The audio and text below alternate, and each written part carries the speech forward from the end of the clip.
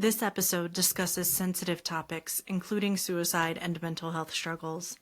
The content may be triggering or difficult to hear. Listener discretion is advised. This podcast is also not a substitute for professional help.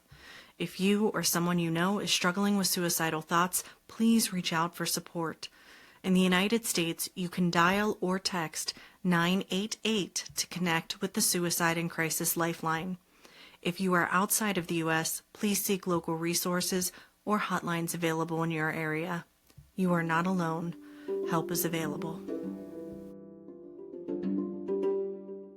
Hi, everyone. Welcome to Motivation and That. I'm Natalie. I am your host, and I am here today with my friend, colleague, and just an all-around wonderful person that I am so excited to have what I think is actually a little bit of a tricky conversation with today on gratitude. So Amjed, thank you for joining. Amjed is the host of the podcast My Humanity is Showing, and we were able to chat a little over the summer because you saw I was starting a podcast and you were like, oh, I have tips for you and reached out. Great tips, by the way. I think I put almost all of them into practice. Oh, that's good news. And then somehow we got onto this gratitude conversation, and I love where discussions take us, right?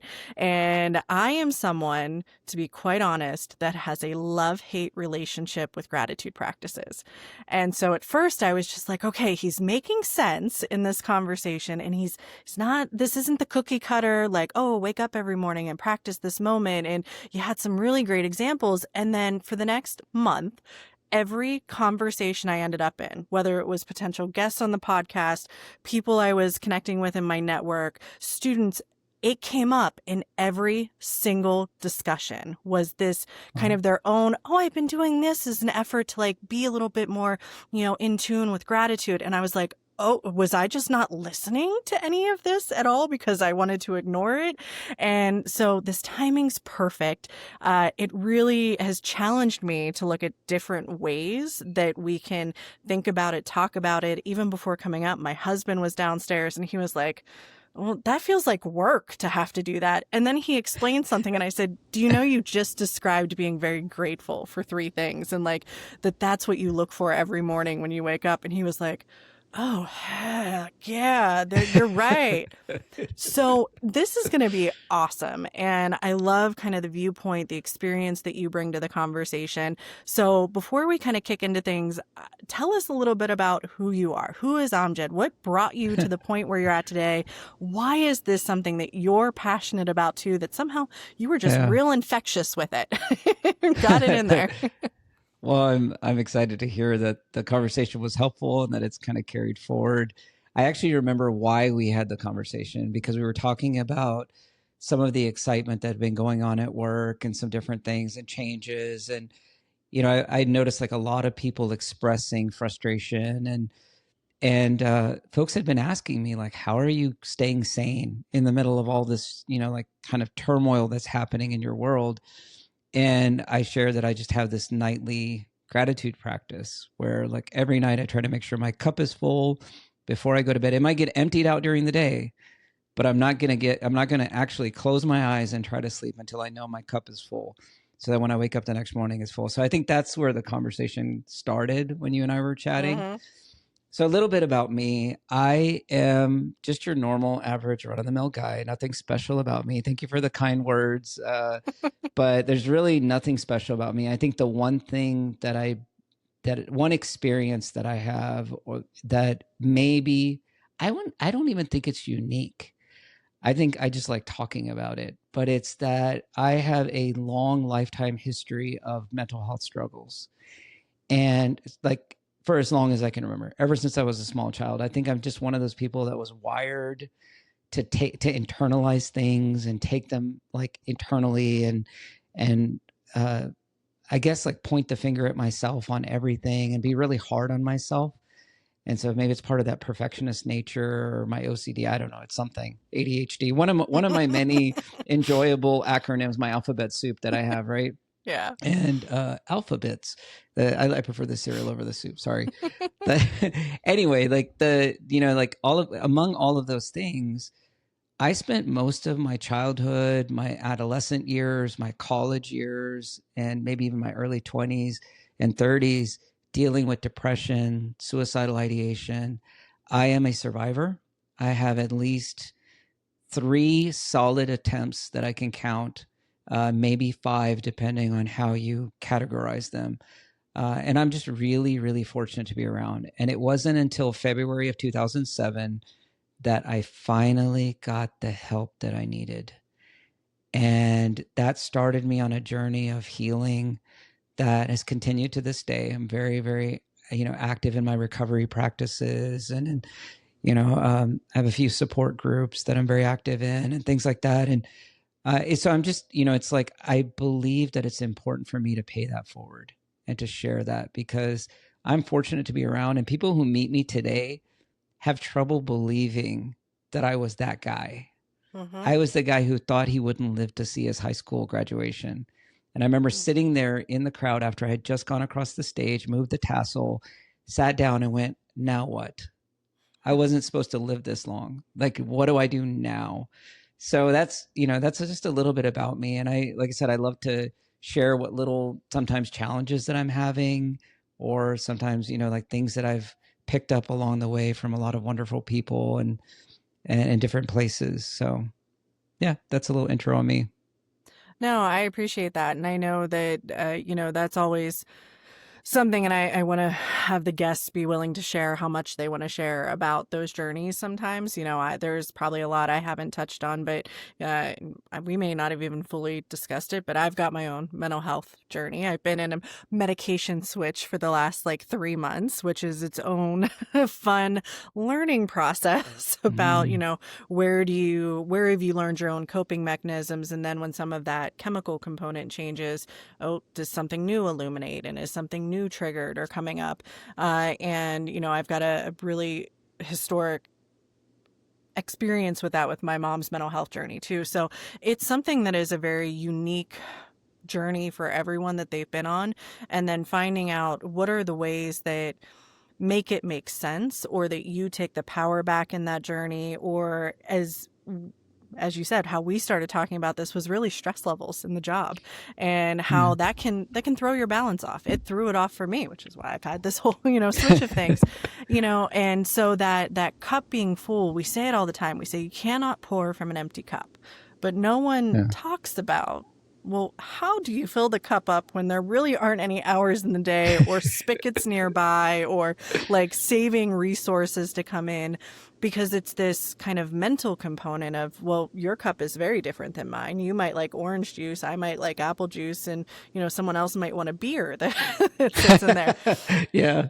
So, I think that when we look back, and you look back especially at this kind of whole path you've been on, what has this message of gratitude been like during that process? Is it something that just kind of fell in your lap? It made sense? Did you have to learn to love it? Did you have to learn to make it your own? What was that kind of initial start, and how you've massaged it or worked with it to this point? Yeah, that's a great question. I don't know if I can go back far enough. I'm sitting here, I'm like trying to pull away the cobwebs and see if I can go back far enough to identify where it really started.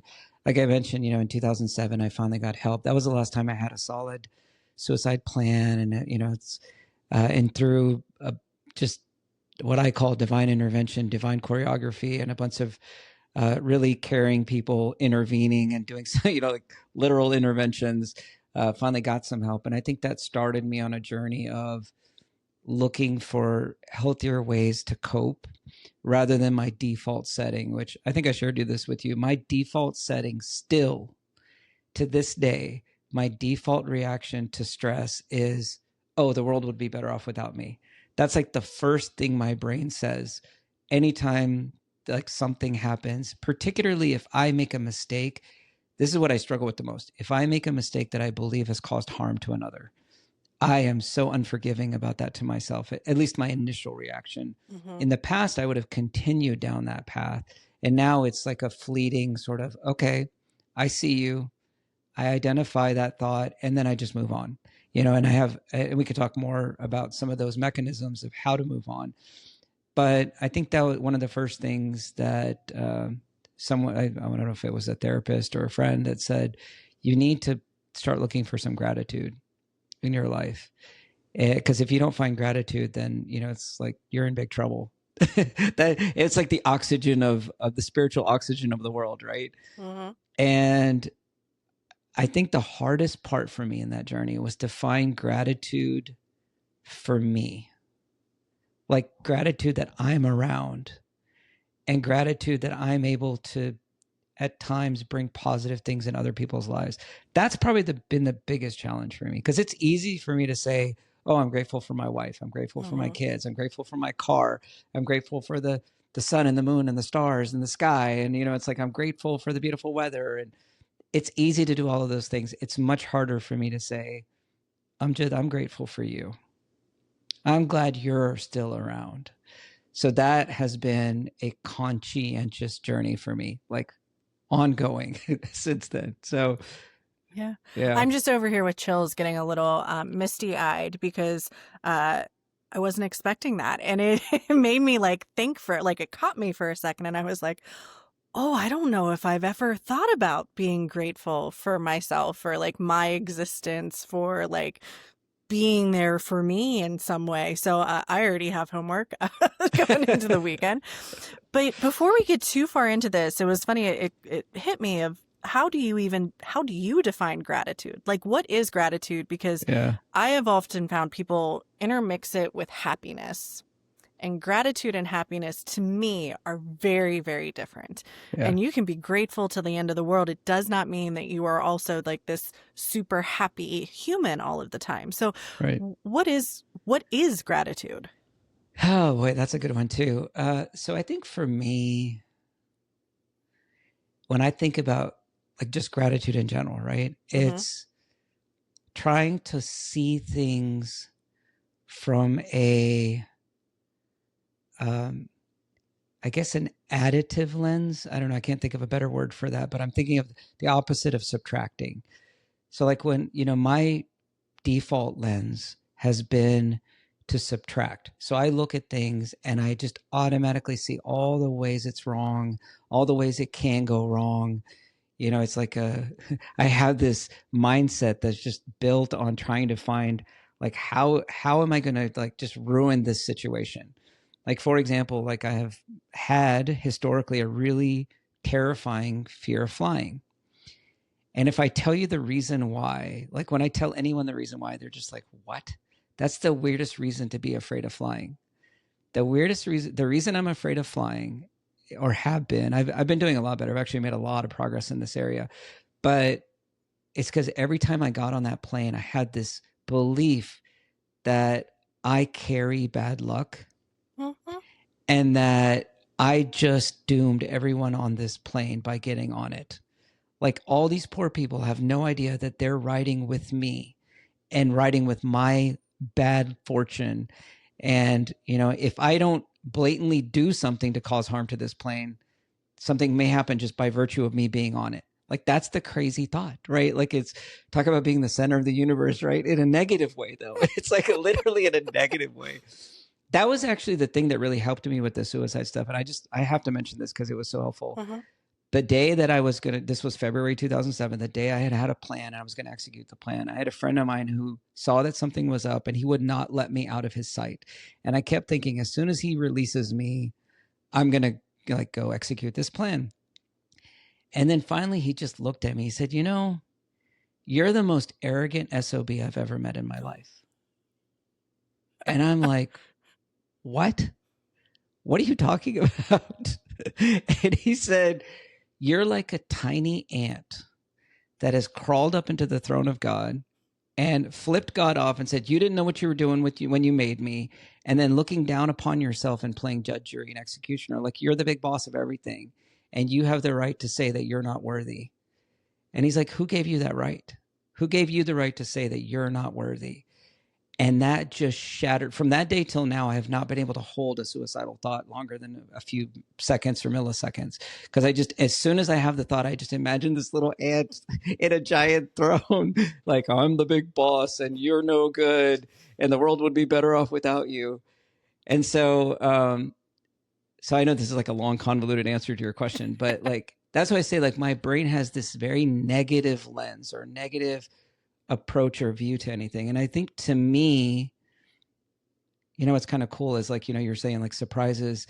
So as I told you, like I don't prepare for any conversations like this. So a lot of stuff you're hearing right now, I'm hearing for the first time too. I'm like, oh, this is new. I don't know where this is coming from. Surprise. So, like, I guess what I'm saying is that for me, gratitude is being able to look at things and see the addition rather than the subtraction.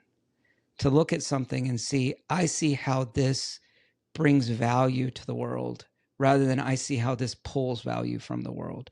And I think that to me is like the simplest explanation I have for gratitude. It's like I don't always necessarily explicitly feel it or know it or say like, oh, I'm so grateful for whatever. But if I can look at the value that it has, that in and of itself is going to flip the switch. And suddenly I'll be looking at it from a completely different lens, the same thing from a completely different lens. And now it doesn't feel like something that's dark and negative and is pulling. And that, I think that's, to me, that I think the conversation you and I had, right?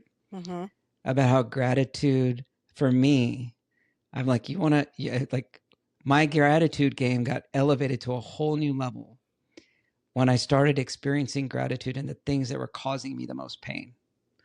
Like that's when I was like, woo, okay, this is a different experience. So I'll take a breath and let you Well, so jump in. let's frame it up a little bit, because when you sent me that via text, and I was like, oh, I wonder where this is going, because I knew we had kind of talked about it, but pain is such a strong word, right?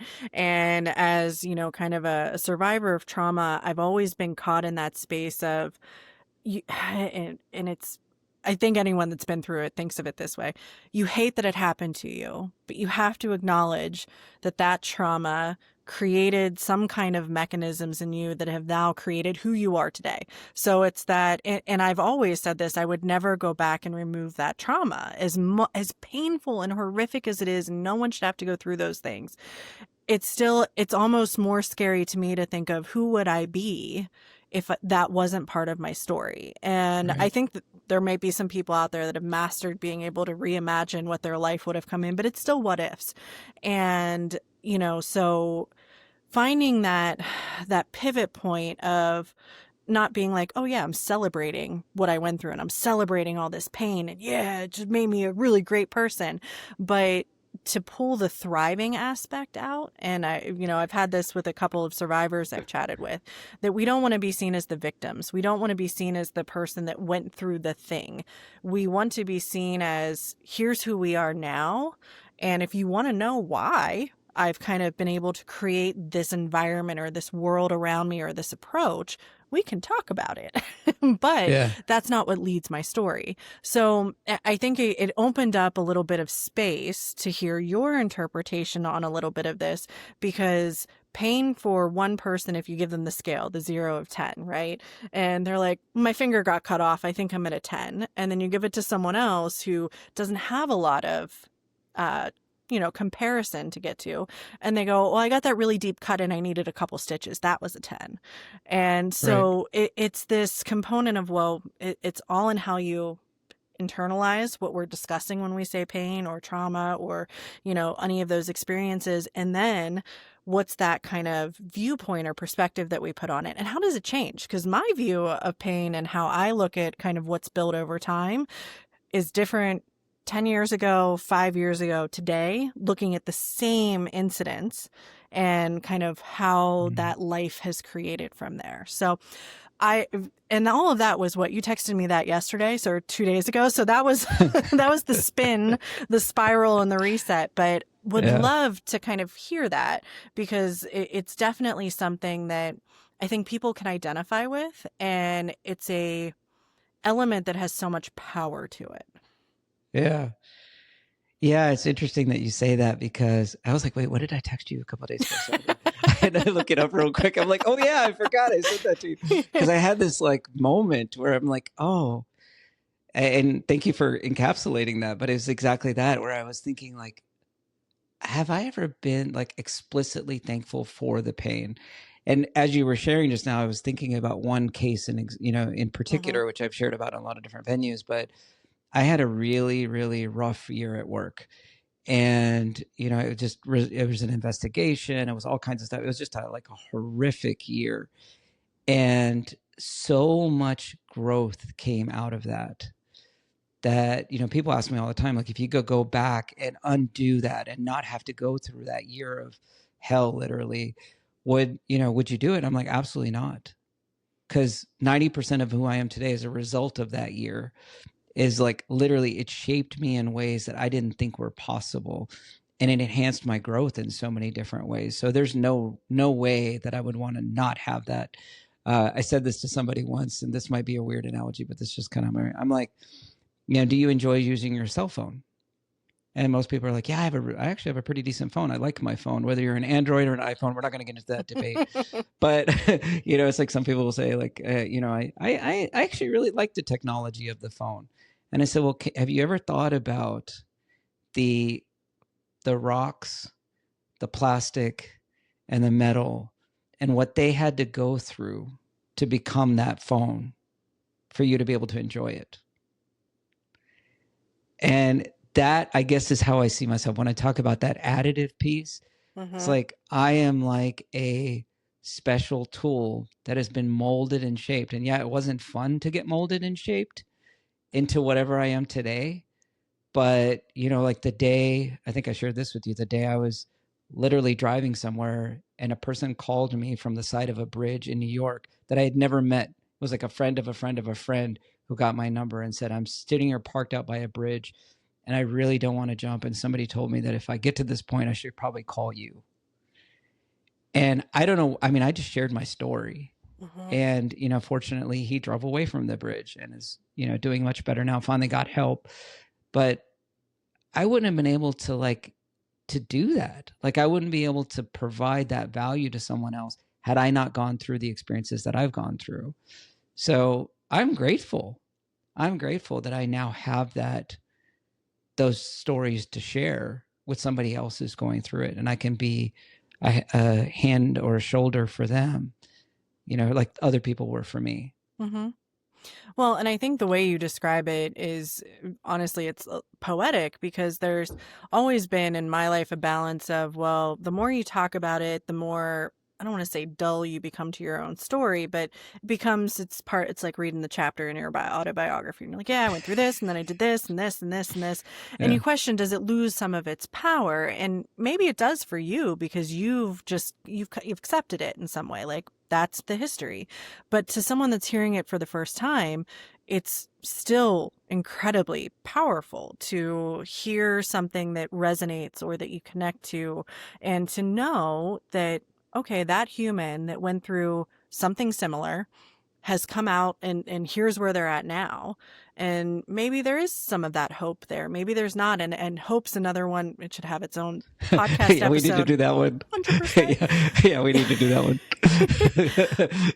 But it also doesn't diminish the experience in and of itself. So I think that the more that we can, I don't want to say articulate the impact of what happened, whether that's you're becoming an advocate or you're just the safe space, because people who have been through things that create safe space for other individuals that feel like they don't have it. They don't have Yeah. anyone to talk to that's not going to judge them or not going to be like, as I find gratitude is weaponized. Well, why don't you just count your blessings? I hate that term. It's powerful to use the word hate, but it's like, yeah, I can rattle off every one of my blessings right now. It's just going to make me more sad that I don't feel Any of those. grateful for all of those blessings. So, Yeah. and I think that's what what does gratitude really mean? And what is the feeling, that it invokes? Because I mean, it's very internal, right? It's and I want to hear how you're filling your cup at your night actually went. Like, what was Yeah, the what does that look like? process Yeah, what does that look of, like? emotionally filling that? Because it's hard to tangibly grasp.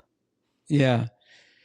So there, I guess I have like two gratitude practices. So there's Hmm. kind of my baseline gratitude practice, which is, as I mentioned, it's kind of looking around me, my world, my experiences, myself, and asking. This is actually a really good conversation because I had a little bit of a rough week because I did something that potentially caused harm to some folks, and I've had a really hard time moving past it. Like I've been carrying that weight in, of like, gosh, I can't believe I did that. What was I thinking? And then I would have all the conversations and say, no, you're a lovable person. You didn't do it on purpose. Like they understand that. You understand that, right? Right? You understand that. Let's move on. But so this is good because I haven't applied gratitude against it yet, which is one of the reasons why I'm still carrying it after 2 days. Hmm. So this is a good reminder for me as well.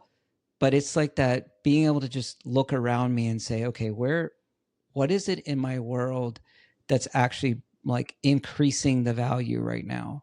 So, I think about some of those moments of joy throughout the day, like, gosh, I'm so grateful that despite all the challenges that I was able to have a really wonderful dinner with my family tonight.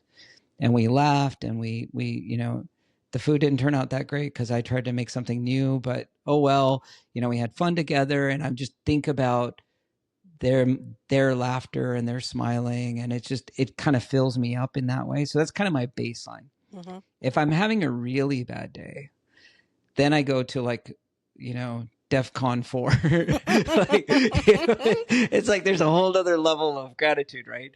And for me, what that is I seek gratitude in the thing that is actually causing the pain. And I think I shared this story with you, Hmm. which is that the day I stumbled across this was I live in a really, really hot state. I'm down here in Texas, and it's like 1,000,000 degrees in the summer, all summer long.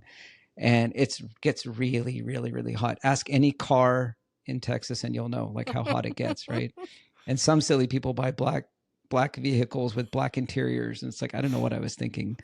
But anyway, so it was really hot one summer, and our AC went out. And at the time we were renting, and I could not find anyone who would to come out and repair the AC at a reasonable price that my landlord would approve. So it was like this every day I had other people coming out and they would leave a quote and the landlord would say, that's ridiculous. No way I'm paying that. Then it wasn't. So starting from like Sunday through Friday, and I don't know why at the time, like portable ACs weren't that popular, or I never even thought to go get a window unit. So many people have said that. Why don't you just go get a window unit? I'm like, never thought of that. We just left all the windows open at night and like put fans everywhere. It was so bad that if another person passed you within 10 feet, you could feel their body heat. So you Wow. had to like stay away from each other. It was so hot in the house. It was hotter in the house than it was outside of the house Hmm. at night. And I had been going through this gratitude like training, I guess you can call it, with some folks. And I stumbled across this thing of like, wow, I am so grateful that I live in a house that has an air conditioning system to go bad. Like if I didn't have one, then I wouldn't be worried about this. And it's Hmm. actually since then, it's interesting. Like I have a good friend of mine that lives in Colorado. His house doesn't have an AC. Hmm. It's like it just wasn't built with one. And now as the planet's getting warmer and warmer, it's just summers are getting more and more challenging for them. And they've tried to mitigate it with window units and things like that, but they don't even have an AC. And I was just like, wow, I'm so great. And that has like changed everything, like everything to, if I'm having difficulty with a relationship, I'm like, I'm so glad this person is a part of my life, because if they weren't even a part, if I had never met them and had all the wonderful memories that we have together, then I wouldn't be going through this difficult phase right now. Hmm. And I would lose all of that. It's almost like now that I think about it, it sounds like the plot of It's a Wonderful Life, doesn't it? Which, Hey. let me just spoiler, I live in the hometown of Jimmy Stewart. That is it, right? I mean, literally, that's exactly what I'm talking about. It's like just stopping and saying, okay, if George Bailey was never born, what would the world look like, right? Like if, Right. if you know, if if this didn't happen, then what would happen here? If that didn't happen, what would happen there? And so, I think I guess that to me is like when I really pull out the gratitude and I say, you know what, if I didn't even have a job right now, I wouldn't be worried about any of the job stresses. Mm-hmm. Instead, I would have a whole nother set of stresses, of like trying to make a living and put food on the table or whatever. But fortunately, I have a job and it's a job that I love. And yeah, it's a little difficult right now, but that's part of the package. And so focusing on the additions rather than the subtractions. I'm still going to go back to that. That's Yeah. a new thing that I stumbled across in this conversation. So I'm gonna hang on to that for a minute. No, but I mean, I love that. And, I've just been, as you've been talking, thinking about similar things. Our AC broke earlier this summer. We're like, we're going to get through a whole summer. It's fine. We'll wait till the prices go down. We'll do it. And like 3 weeks ago, we were like, nope, we cannot do Can't this do it. anymore. Can't do it. We need it. But same thing. I mean, for the last 15 years, my houses didn't have central air. We just had a window unit. And it was the nice thing at the end of the night to go up to the really cold room Yeah. and be like, yes, ice box for me today. But, and I think bringing just a thought process when you got to the point of like the relationships, I had a recent episode that was on ending relationships with parents and, saying, we can't anymore. Like, it's just not, we're grown adults. Like, and I think what's been really hard, and I've been reading more and more on it, and is like, well, it's breaking off from that idea of owing something. And instead, I think using the practice that you have, which is I could be grateful for everything that parental relationship has taught me for so long and not feel as if I have to continue trying to, pull things from it going forward. So even if it is something that's like, well, you know what, the relationship is done, it is fractured, we've moved on into our own ways, we're going our own directions, there's still a moment of, well, what impact has that had on me over the years? Like, what have I learned? And it really, I think, can have you be able to look back and I don't want to say make positive of things that, again, were not positive, but to say, you know what, I experienced that and I'm not going to find myself in a similar situation, or that isn't something I ever want to experience again. And now and because of that, now you have new guardrails. Now you have new boundaries that are going to be good for you going forward. And that's how you got there. So, and again, I'm grateful for that. I am. And it's not a gratitude journal that I wrote down every morning and I sat there and I went, all right, well, today, what's on my list of the things that I'm grateful for? Yeah. So you mentioned one, and I think, when we were talking about kind of taking in your environment, and when I was looking for different gratitude practices, one that I saw and I am now fully obsessed with is like this blend of mindfulness and your senses and gratitude. And it's like, all right, you take 5 minutes. And I'm fully on the mindfulness train. I have been for a long time, even if I'm not very good at practicing regularly. But feeling, what's the floor under your feet feel like? What am I smelling today? And what does that make me feel? And what am I seeing? And what am I hearing? And I've done that a couple times in the last week. And I made my husband do it right before this because he was like, well, I don't know what you're talking about. And I'm like, well, what do you smell right now? And he goes, the candle you lit. And I said, isn't that glorious? You don't have to smell the cat litter boxes anymore because we have a candle that now gives this nice, wonderful pumpkin smell that you like. But it also pauses time. And if there is one thing my mental health journey trips me up with is fixation on time. Time moving fast, feeling like I'm stuck in the past, like the future's coming at me too quickly, and losing the present. And so that 5 minutes, and someone else had called it a freeze frame, is like you freeze in that moment and you just think about everything that's kind of right there, right then, and no judgment applied. It's just, this is what it is, and to internalize. But what are some of those, I guess, physical components that help you in those moments? Like, do you need quietness? Do you need darkness? Do you actually like to have other people contributing to the thought process? What's that environment like? Yeah, that's a good one too.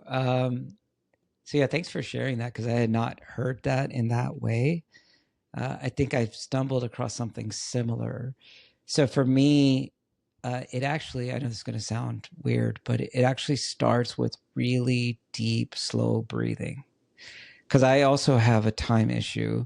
I have a really difficult time staying in the present moment. Mm-hmm. And I've come to believe that that's where serenity is. So it's like if you've heard the Serenity Prayer, Mm-hmm. it's like if I think about it, I have no control outside of the present moment. Like that is it. Like I can't control and manage outcomes. I can't go back in the past and change or fix the past. All I have is the present moment and the choices that I'm making right this moment. So the next step, the next word, the next action, those are my choices. And that's it. That's all I have is the choice right in front of me. Nothing beyond that, nothing behind that. And so for me, serenity is in the present moment. And sometimes I get so physically activated that I'm like breathing shallow breaths and I'm kind of running, uh, and so it's become a habit now. It's kind of interesting. It's become a habit that if I start to feel myself have some sort of an anxiety response to something, the very first thing I do, it's just like an automatic. I start going, like that's like one time I don't remember what I was doing. I remember I was washing my hands and I started to have like this anxiety attack. And all of a sudden I caught myself, I'm drying my hands with a towel and I'm literally like, like just trying to take these like, yeah, like, and then I started laughing just like that. Cause I was like, what are you doing? This is not going to make you feel any better. But it's that like trying to slow everything down.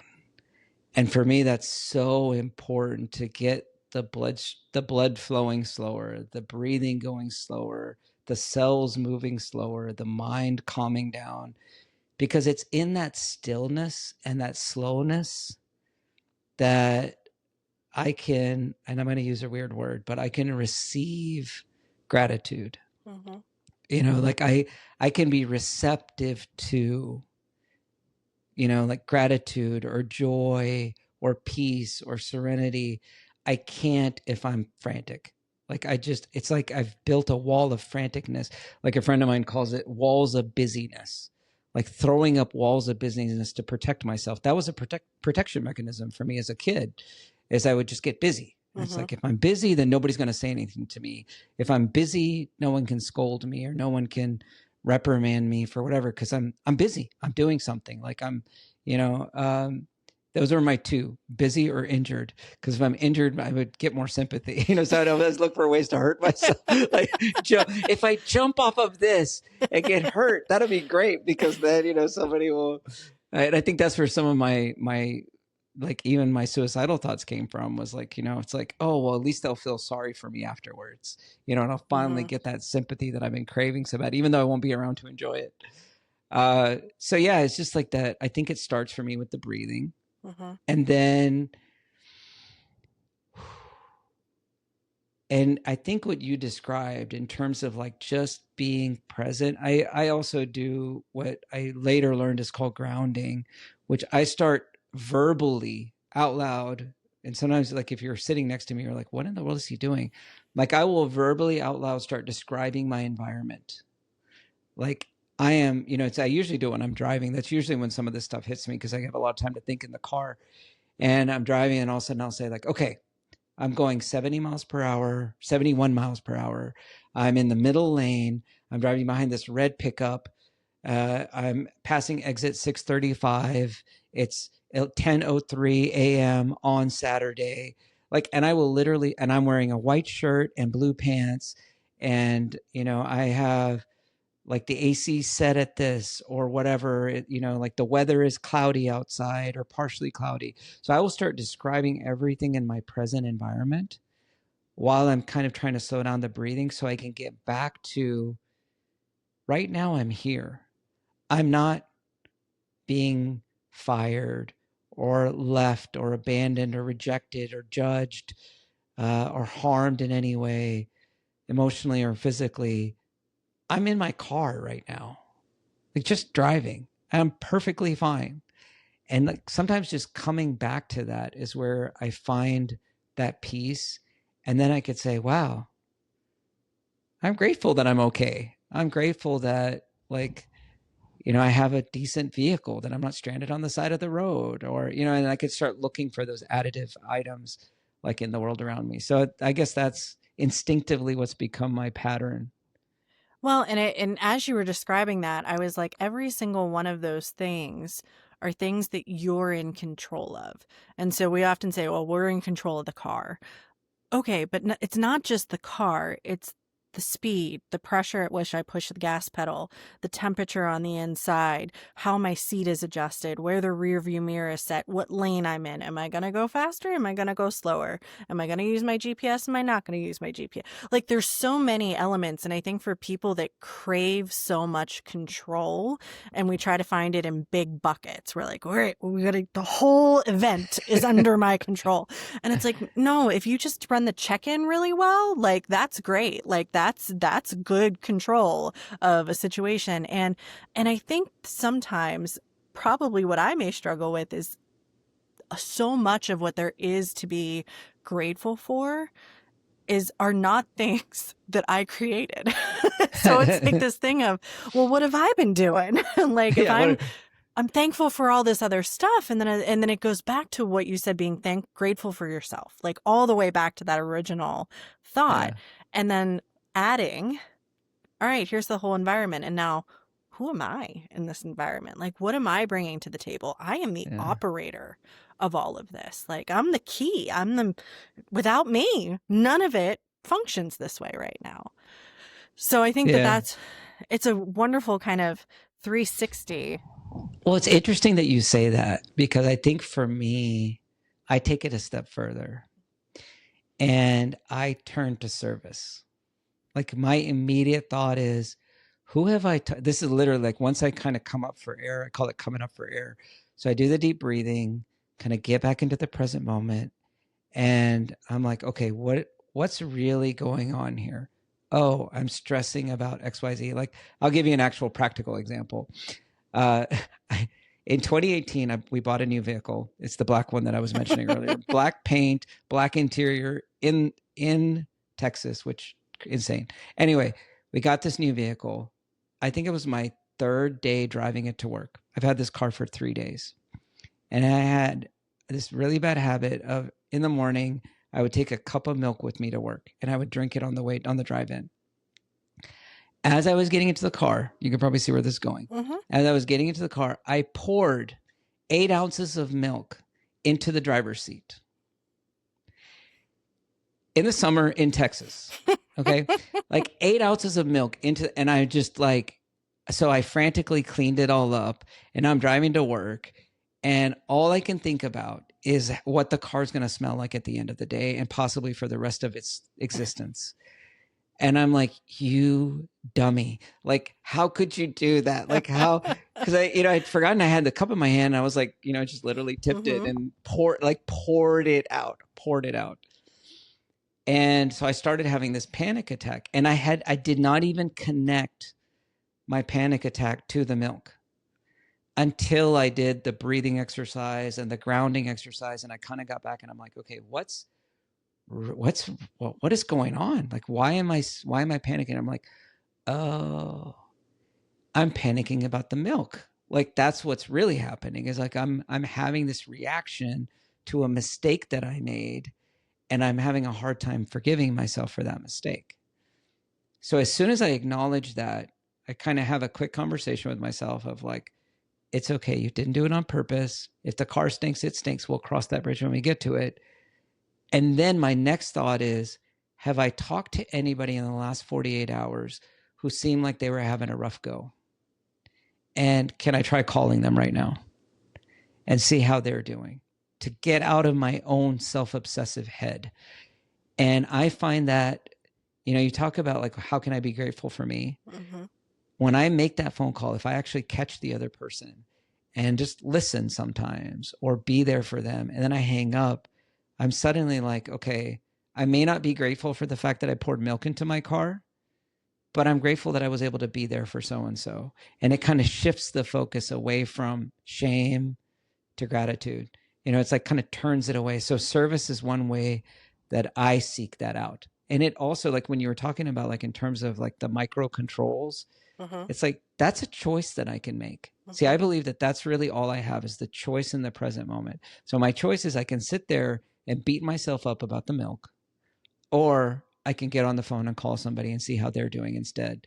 And that taking control of that choice, taking ownership, I think that's the word that I would choose. Taking ownership of that choice is really helpful to me. To end the story, I'll just say, at the end of the day, I came back out and I'd completely forgotten. I felt so much better after the phone call. Completely forgot about the milk. Went in, worked, came back. And as I was getting ready to open the car door, I thought, oh, God, this is going to be so bad. And I opened the car door. I held my breath. I stuck my head in and went, and nothing. It never got a bad smell. I don't know if it's because of the treatment they do on new vehicles or what, or maybe I did a good job of cleaning it fast enough. I don't know what happened, but to this day, it never smelled like milk. So, crisis averted. But the best part of the story was I was able to go about and have a very positive day. Yeah. Oh, which reminds me, I just thought of something else I have to tell you about in a second. Well, and all I was going to add was that, it was making me think about taking yourself out of the paralysis mode, because that's what it puts you in, right? You're so fixated now on this instance. Like, I was losing my mind about messiness, and Josh goes, is this like clothes on the floor dirty? And I went, yes. And he was like, okay, we're going to pick the clothes up and take them to the laundry basket and and I'm like, that seemed really simple, but I could not even like begin to, because I was like, oh, that's 10 loads of laundry later that will actually get, like, I was so far down that road. But that moment of making that choice of what are my options right now? And let's just do one of them. Let's pick something to get to where we need to go. And that does hit that reset button a little bit for you. Yeah. Yeah. So the thought I had, so that's actually a great example of that. It's like not getting so far into the future that you lose sight of the present moment. Cause that's an easy way. What is the, I don't know if you've heard the acronym FEAR. It's future events appearing real or false events appearing real. So it's like, for me, fear is a manifestation of future. It means that I have once again traveled off into the future and am trying to control and dictate the outcomes of something that I are beyond my control. And if I could just stay here in the present moment and let those chips fall where they may, I'm just in a much better place. But wait, the thought I remembered, and I thought about this earlier when you were sharing and I'd forgotten about it, but somehow this reminded me when I was talking about going into work. So I have like this weird experience where I remember one day, like I was driving into work and we had a really rough morning. Like food spilled, something happened. It was just like, yelling, screaming, cleaning, trying to get the kids to school, frantic. It was like one of those, like, I don't think I had a single nerve ending intact by the time I got to work. Right. And I had to pry my fingers off the steering wheel and I'm walking in like kind of shaking. I crossed the threshold and someone who was there said, "Good morning, how are you?" And I just instinctively, I turned to him and said, "I'm wonderful, how are you?" And I meant it. That was the crazy thing. Like I actually meant it. And, it's like, I'm sitting here thinking like, what just happened? Like, how did I go from like having the most miserable morning to like, I'm suddenly wonderful and life is great. And I realized that it was a habit that I had built of really watching I call it watching my adjectives. So there's a phrase that I heard around COVID time, and I wish I could find the real quote. Somebody said it's like some ancient philosopher's quote, but I haven't been able to put my fingers on the actual quote, but it's something along the lines of, it's not what happens to me that matters. It's the story I tell myself about what happened that matters. Because for me, that's really, at the end of the day, that's what it's about. It's about that story. Like, what's the story I'm telling myself that, like, how am I, like, story wise, like, what's the story I'm creating? And I noticed that my stories are all dictated by my adjectives. If I walk around, like one day I was talking to someone at the hospital, and I said, you know, we talked for like 5 minutes. He talked for 5 minutes. And I looked at him and said, "Oh, are you feeling burnt out?" And he's like, "Yes. How did you know that?" And I said, "Because you used the phrase burned out like 8 times in the last 2 minutes. Like you literally said burned out 8 times in the last minute and a half to 2 minutes." And he's like, "I did?" And that's the thing, like I never realized is how much power my chosen adjectives of the day carry. And so I've like been walking around like I changed my adjective to wonderful. So that's how I ended up that day walking in, and somebody said, "How are you doing?" I was like, "Wonderful," because that became my adjective. Like I started carrying that throughout the day. Like, how am I doing? Wonderful. How's the day? Wonderful. How's the weather? Wonderful. I got soaking wet, but no wonders. Well, no worries. It's wonderful. Like whatever it is, like what time is it? Wonderful. Like everything is wonderful because that became my adjective. So anyway, I just thought I would share that as another gratitude practice. No, it's great. And somehow we have already talked for almost an hour, which is wild. 100% bringing you Really? back here to talk about more things. Yeah, 15 minutes on the recording. Oh my goodness. But, so we've touched on a lot of opportunities. One, for someone that's resistant to some of these practices, as well as, what you've tapped into. But for people, especially in what feels like a very, very chaotic world right now, what are some baby steps? And you mentioned breathing, and anyone that's listening, if you caught yourself taking a deep breath when Amjed said, "Oh, I take a deep breath," and I was like, yeah, it is. It's like it's addictive, right? It's infectious. It It's is. contagious. So, if we're not ready to jump all in and say, okay, well, every night I'm going to do this, or every day I do this, like intentionally, what are some of those smaller unintentional practices that people can start to think about, especially when you mention like, oh, I'm getting anxious, or I'm feeling like, I'm losing control of things, or things are getting away from me. What are some of those things that you would recommend? Well, give this one a try. Yeah. So the first one is the last one that I just said, which is the very first thing I would say is pick an adjective. Be conscious. What's the word I'm looking for? Be deliberate about your adjective. What is the adjective that you're going to carry through the day? Pick one. Pick a word, some positive word, and just carry it throughout the day. And try that for, now this is going to sound crazy, 2 weeks. Just 2 weeks. So the story, like how I stumbled across that, right? Like I realized that, because this was when I kind of early in the therapy life, someone challenged me because and people would ask me like, "How are you doing?" And my immediate response was horrible. They'd say, "How are you doing today?" I was like, "Horrible. I'm tired. It's rough. It's terrible." It was either terrible or horrible. Those were like my 2 words, right? And so I decided to kind of switch and try this other word. And so for 2 weeks, I did the wonderful thing. And I remember like literally walking into the building, just mumbling wonderful to myself nonstop. I'm like, wonderful, wonderful, wonderful, wonderful, wonderful, wonderful. People are like, "How are you doing?" I'm like, wonderful, wonderful, wonderful, wonderful, wonderful, wonderful. Like almost like it's like, like sometimes the monks, they have those beads, like wonderful, wonderful, wonderful, wonderful. 2 weeks into it, I got, because I used to come home and like my first practice when I got home was to complain about all the horrible things that happened in the day. And so I got home 2 weeks later. It was from a Monday to the following Friday. And I walked in the door and my wife said, "How was work?" And she's ready for the hour-long litany of, "Let me tell you about all the terrible things that happened to me today," kind of thing. And I just looked at her and I said, "I had a wonderful day." And then we both like just stopped in our tracks because we're like, "Who just said that?" Like, what? Wait a minute. Where's the long list of complaints? Yeah. So we sat down and we did a play-by-play reconstruction of my day. And there really wasn't anything wonderful about the day. Like there were some pretty challenging things. There were a lot of really average things, but every cell in my body was convinced that I had had a wonderful day. Like literally convinced.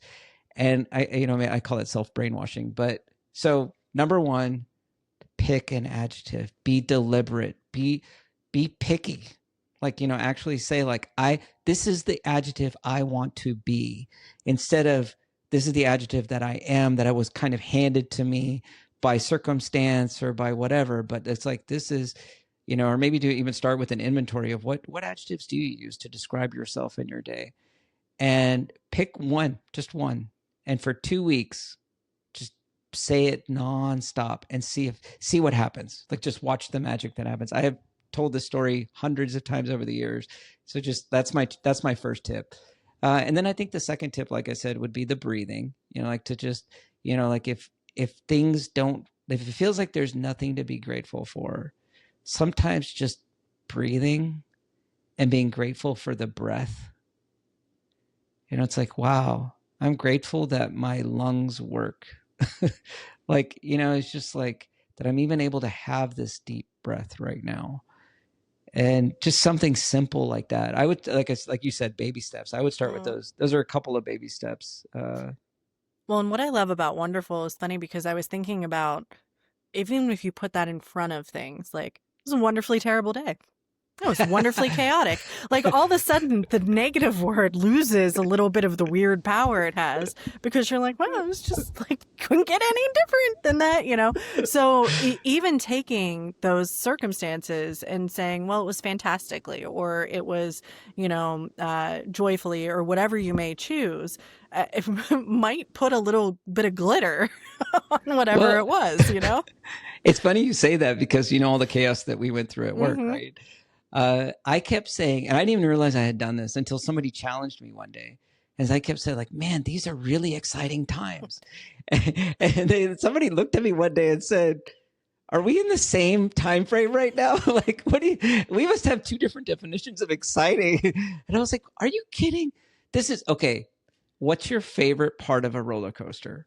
It's always the first drop, right? If you're one of those people who like roller coasters, it's the first, the most frightening, like horrifying drop off the top is the most exciting. That's the thrill, right? I know that roller coasters aren't for everybody, but I'm just saying, like, that's the part of the ride that most people enjoy the most. It's not the part where you're going up, going like, no one ever says that that's their favorite part, right? No one says their favorite part is sitting in the seat and waiting for the thing to start, or at the end when you have to get out. It's always that first drop. And so that's why, like, I started saying, like, my favorite day of the week is Monday. Kicks everything off. Because nothing is more exciting than Monday. I just throw my arms up in the air like I don't, and wave them around like I just don't care. And I'm like, woo! Like, let's go. No, exactly. And I mean, I think during that same time, I was saying this is when innovation happens. Like, the challenge to you is everything might suck right now, but guess what? There's no better time to come up with a wild, crazy idea to make it something different. And I think that, people do. They stop and they're like, what did you drink in the car before you walked in? Where's the bottle stashed? Like, what's going on here? What's in your water? Right, exactly. But in these times of chaos, when you don't have control, there are so many other people that are kind of, pushing variables left and right. The one thing you do, and you can kind of, maintain the narrative of, is how you tell your story, how you define your story, and what you take from it every day. And those are still choices. And so I think this whole kind of, I like to think of it as like an overlay, right? You just kind of place this little overlay on top of your day. And it's like, all right, well, today I'm going to take this as the kind of additive to how I see things. So I love these nuggets that have come out of here. The additions, not the subtractions. Take the deep breaths and pause and just kind of take in the environment. Think about how you're grateful for yourself and the gratitude that you bring to your own self, what choices you make. So all of this is just, I think, we're recording on a Friday evening. And hopefully we still have lots of energy going into it, but this is really, I think, filled my cup in a lot of ways and given me a lot to drink from over, the coming days and moments. But anything that you would like to share in kind of final thoughts? I always give everyone a chance to do a final thought moment as we close up. Yeah, final thoughts. Well, before I forget, I do want to say how grateful I am that you invited me to join you. You're right when you said that, I saw that you had posted that you were starting a podcast, and I got so excited. I was like, yes, you go, girl. You go, girl. And so, and Noah, there's at least one guy out there who is totally rooting for you, like 100% rooting for you all the way. Even on the days when maybe you may or may not be rooting for yourself, know that there's one guy out there who's still rooting for you. So I had to get that in there before we broke. And I was thinking about the cup thing. So just in case you ever want to fill my cup, it's the sparkling flavored waters, particularly grapefruit. That's like our thing, like unsweetened. That's my drink of choice. But yeah, I think, for me, like a parting thought on this topic of gratitude, right, is that the authenticity of it is really important. And I think that's one of the things you hit on earlier, is that, I don't like just sitting there and pulling out a journal and like writing a list and it being this mechanical process where it's like, oh, I've just got to write down 10 things that I'm grateful for, get this over with so my therapist will get off my back, right? But it's how authentically can I seek that gratitude? And I do believe that gratitude is something to be sought. It's not, I guess it's not as elusive as I used to once think it was. But it's kind of always there, just right around the corner. I just have to do the work of like peeking around the corner and looking for it. Like that is really, for me, it's that seeking gratitude is such an important part of my day. And, I'm going to requote the quote again. It's not what happens to me that matters. It's the story I tell myself about what happens that matters, because I historically have been the person who says, oh my gosh, that was so terrible. I can't believe that happened to me. Instead of, okay, it happened. It happened. It was something. It's part of my story. Now I'm going to move on. And I think that's, like just watching the stories, seeking gratitude in those little things, and they just kind of add up. It becomes a habit. I think that's, it's like you were talking about baby steps. Mm-hmm. It's like starting with little gratitude. Sometimes you can build those muscles. It's like any other muscle, right? It just needs exercise. And you can't start with the 200-pounder gratitude. You got to start with the little toothpick gratitude. Right. So well, yeah, thanks. My last question for you is, will you come back and do an episode on hope? Because I said that and we both had like a moment of, we both went like, oh yes, we have got to talk about hope. Yeah. I hope you invite me back. Fantastic. Well, Amjed, thank you so much for being here. If you've loved this conversation, I encourage you to tune in to My Humanity is Showing. We'll link it in the show notes. And thank you again. And here's going into a grateful weekend, and I am grateful for you as well. So thank you. Likewise, grateful for you.